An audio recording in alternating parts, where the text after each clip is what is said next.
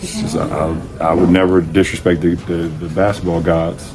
And I understand that it's a real thing, and I would never disrespect the basketball gods when it comes to playing this game. So I'll put the time and the effort and the commitment in it, mentally, physically, spiritually. Every time I hit the floor or I'm at practice or whatever the case may be, trying to set the example for my teammates and a younger generation that's watching me or watching me throughout my career. I mean, shit, my son is right over there, so I can't afford to cheat the game ever, and I would never do that, and I got to set an example for him over there too. So, as Jay-Z would say, if you can't respect that, your whole perspective is whack.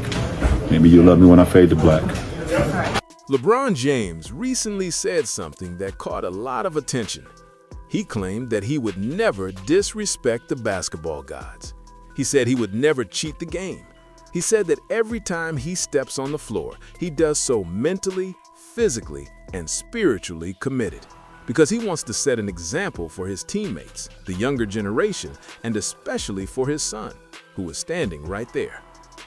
Those are strong words, and strong words deserve honest examination. Because when someone speaks this confidently about integrity, commitment, and respect for the game, the question becomes very simple. Do their actions match their words? That's what this discussion is really about. Let's start with the first claim. I would never disrespect the basketball gods. If that is true, then we have to define what respecting the game actually means. Is flopping part of respecting the game? Not an occasional exaggeration, but flopping as a consistent, repeated part of one's playing style. So consistent that entire compilation videos exist. So common that it became normalized across the league. A behavior that younger players clearly copied. Is that respect? Is constantly arguing with referees during live play respectful to the game?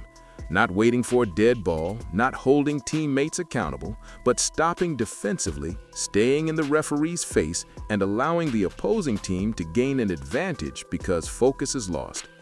Is that respect to the game, to teammates, or to the coach? Because that behavior didn't just happen once or twice, it became routine. And when the league's biggest star does something repeatedly, it becomes acceptable for everyone else. That is how culture changes. Now let's talk about fundamentals. Is carrying the ball repeatedly without consequence respecting the game?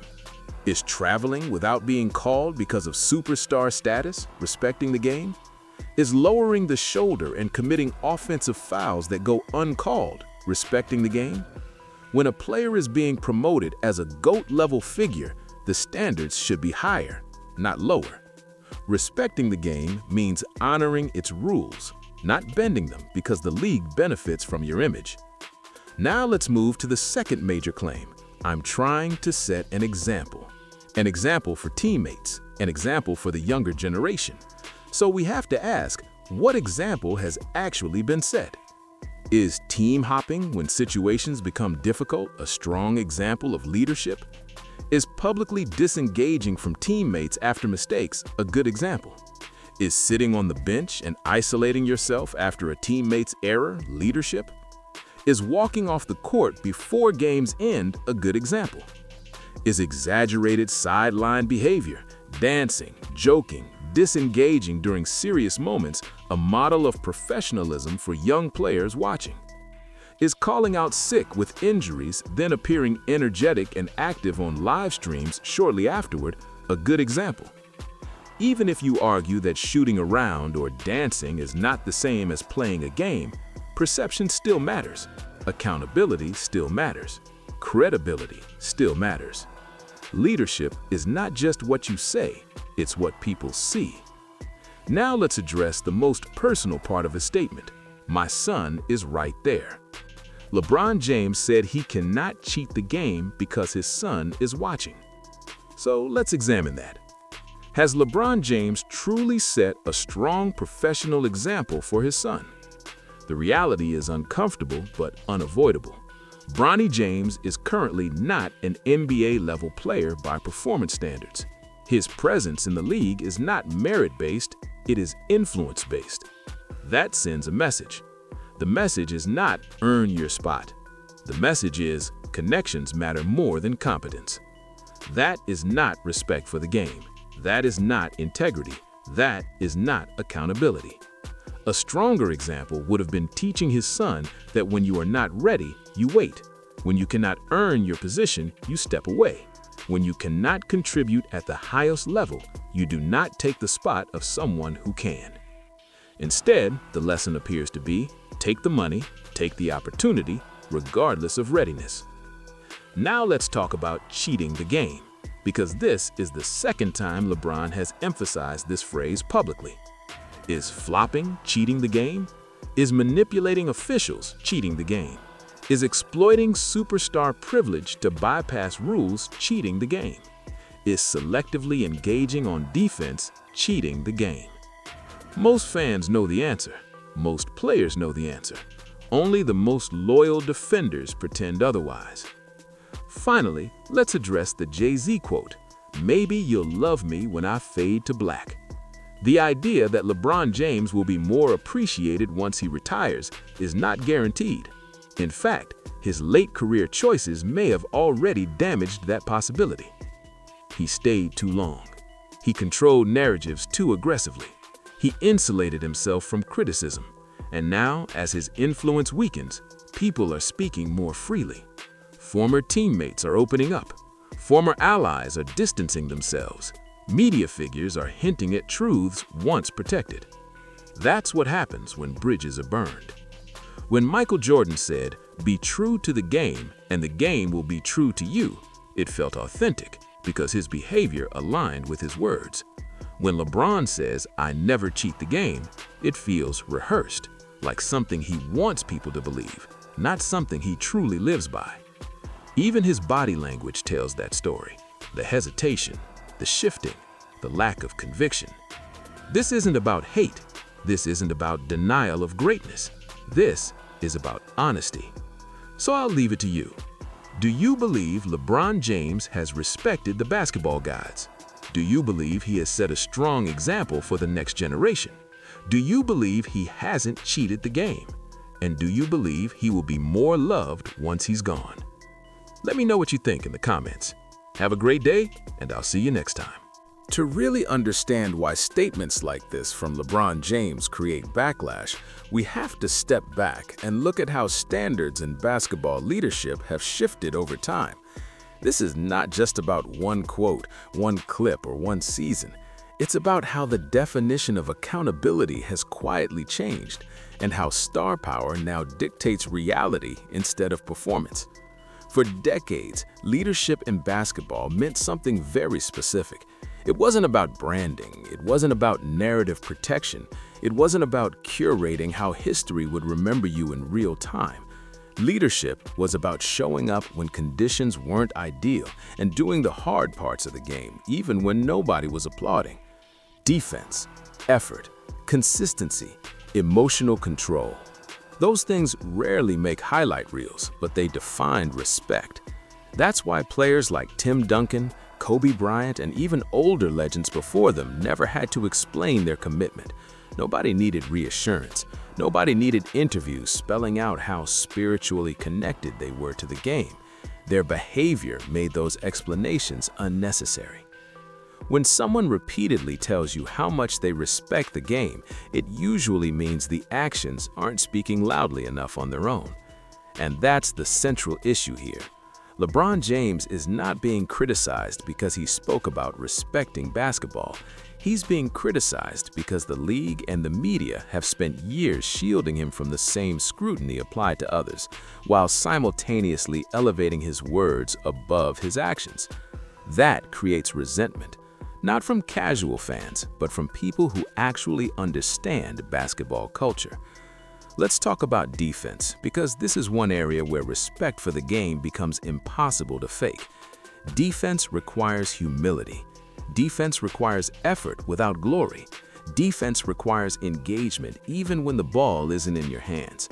For large stretches of his late career, LeBron James has treated defense as optional. There are games where he locks in, and then long stretches where he doesn't. There are possessions where he simply watches the play unfold. There are moments where teammates rotate while he stays planted, disengaged. That isn't aging, that's choice.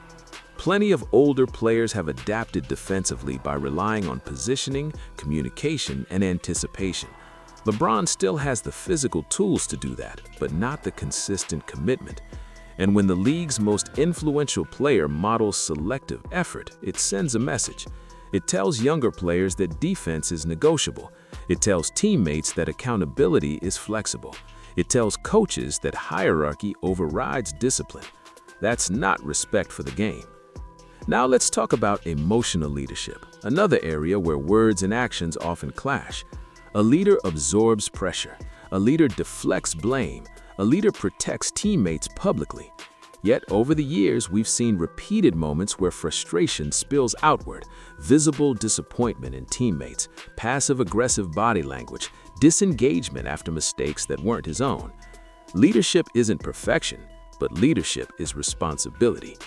When a star pouts, everyone notices. When a star disengages, everyone follows.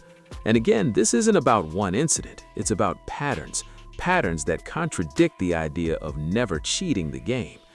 Cheating the game doesn't always mean breaking rules. Sometimes it means cutting corners emotionally.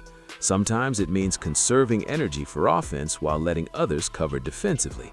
Sometimes it means staying on the floor while not fully participating.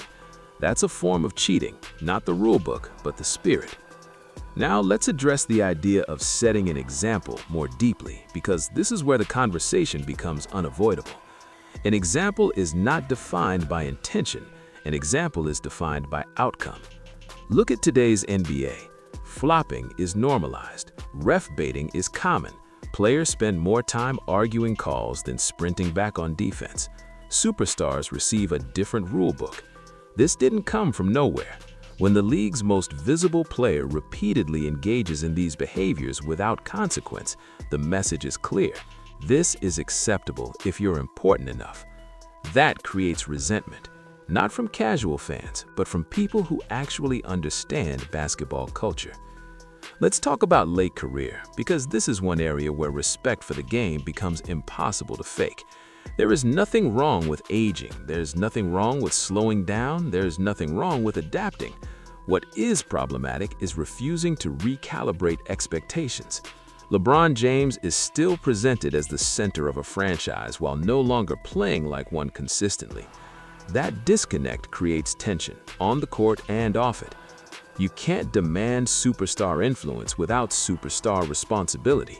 You can't lead vocally while disengaging physically. You can't claim example setting while bypassing merit. And this brings us back to the father-son dynamic, the most sensitive part of this discussion. Using your child as evidence of integrity raises the stakes. Once you do that, the example must withstand scrutiny.